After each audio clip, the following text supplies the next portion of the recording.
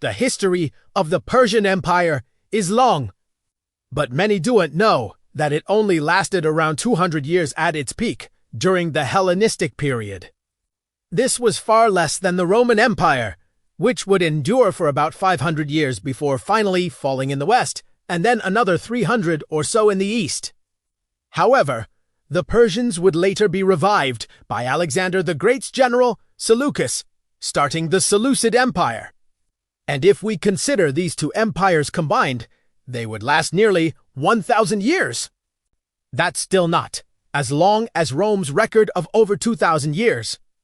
But considering Persia never even had a standing army, it's really impressive.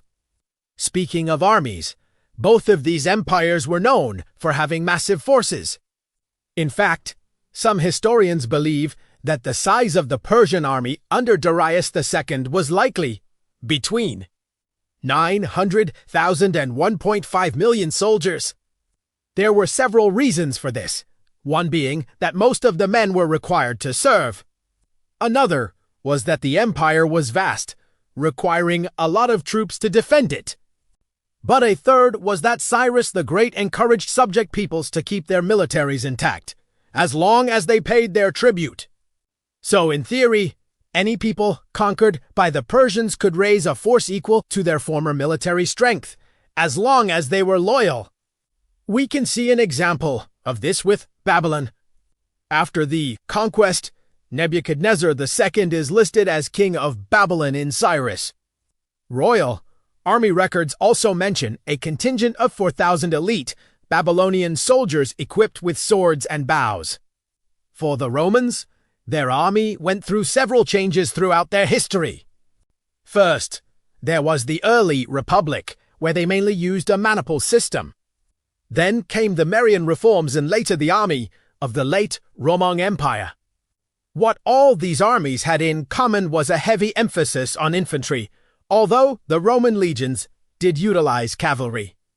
They just weren't as prevalent as they would become in the Persian Empire.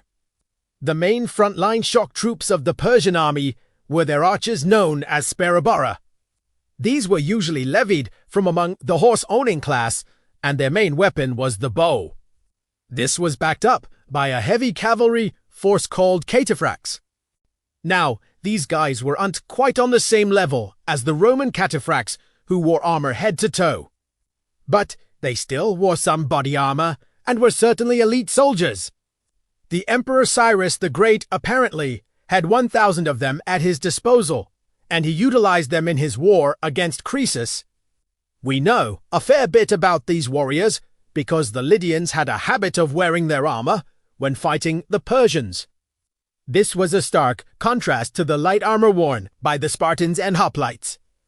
During the Greco-Persian Wars, the Persians would face off against the Athenians. While the Persians had a larger navy, the Athenians were easily winning in terms of tactics. It was only thanks to the introduction of triremes that the Persians could conquer the Aegean Sea and invade the Greek mainland. Even then, they still had to rely on allies like the Spartans to help defeat the Greeks. This is how the Persian army became well known across the world, largely due to their sheer numbers and the usage of mounted archers. The first major battle of the Greco-Persian Wars was the Battle of Marathon. Here the Persians suffered a humiliating defeat at the hands of the Athenians. Despite being outnumbered almost 2-1, the lightly armored Athenian hoplites with their phalanxes proved too much for the Persian army. Cyrus may have had a big force here, but many were foreign mercenaries without much experience fighting together. The Romans, on the other hand, were an experienced fighting force with a strong sense of discipline. If the Persians were known for their archers, then the Roman legionaries were famed for their javelins. These are best exemplified in the Social War, where Rome faced off against several Italian tribes who had rebelled against their rule.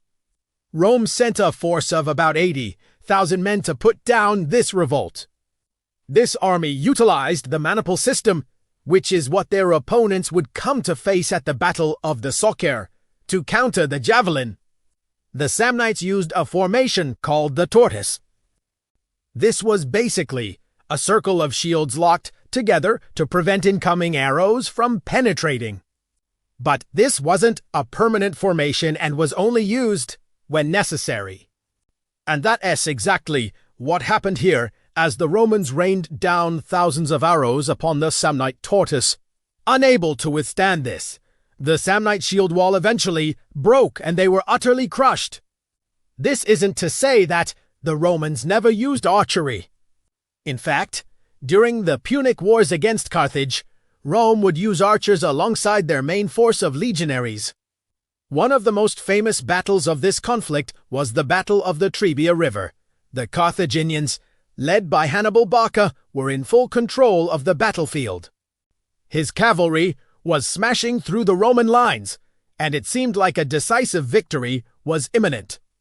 However, just before the battle turned decisively in Carthage's favor, Rome brought out their secret weapon, elephants. They had actually captured 3 elephants from Hamilcar Barca at the Battle of the Ticinus River, and they now used them to great effect. They trampled through Hannibal's cavalry, causing complete havoc and giving the Roman infantry time to regroup. It is believed that these elephants killed over 3,000 Carthaginians and completely turned the tide of battle in Rome's favor.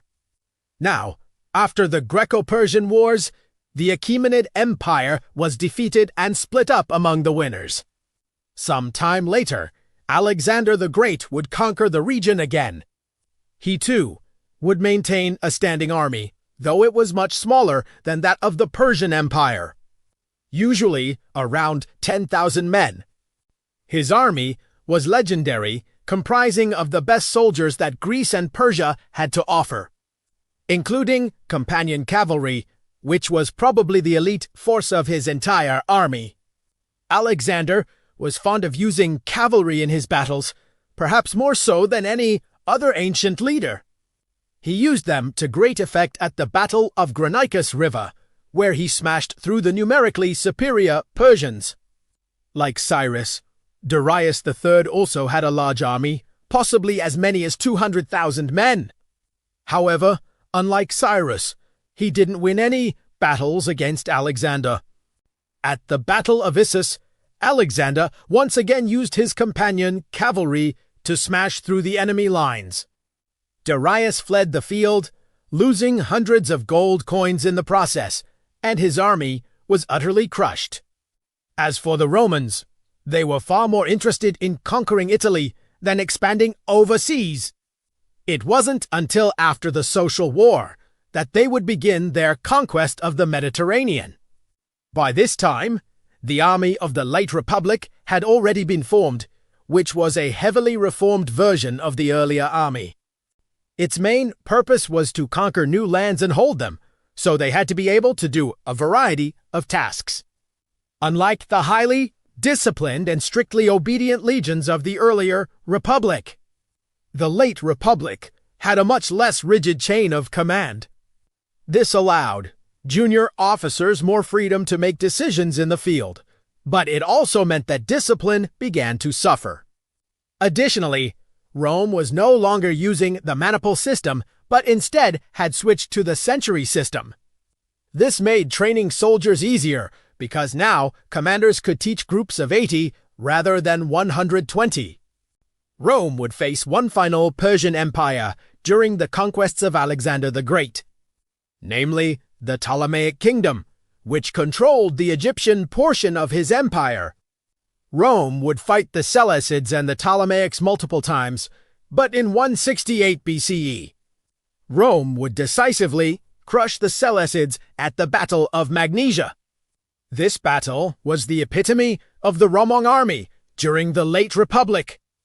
Their tactics were rigid and inflexible, and they were willing to sacrifice thousands of soldiers to achieve victory.